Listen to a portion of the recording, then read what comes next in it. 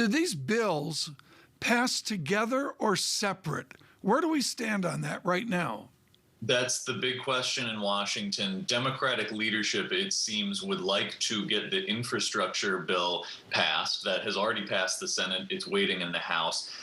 But after meetings between Speaker Pelosi and Pramila Jayapal, the chair of the Congressional Progressive Caucus, there does seem to be a significant amount of opposition to voting on an infrastructure bill until there's an actual vote on the tax and spend reconciliation bill. So they're at a point where they need to try to whip the votes. If they get to the point where Republicans can make up for any lost progressive votes, that could do it. But as of late yesterday, it didn't look like there was a clear path forward on doing infrastructure without reconciliation. From the comments of the senator from West Virginia, out into November, in Vallier this morning, Greg Vallier with a scathing note, he talks about a vague agreement in principle.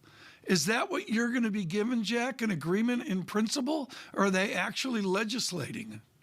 Right now, they're talking about bullet points rather than legislative language. It would probably take a while to turn these proposals into legislative language. What you saw last night on the so-called billionaires tax, the unrealized capital gains tax proposal from Senator Wyden, is a summary and a somewhat detailed list of how it would work, but we don't have a bill on that. And again, even as of very late yesterday, talking to Senate Democrats about whether they could support this, they said they need more details. So this is sort of a proposal in principle. They may get to a real agreement in principle that signals they can pass something with a majority of the Senate.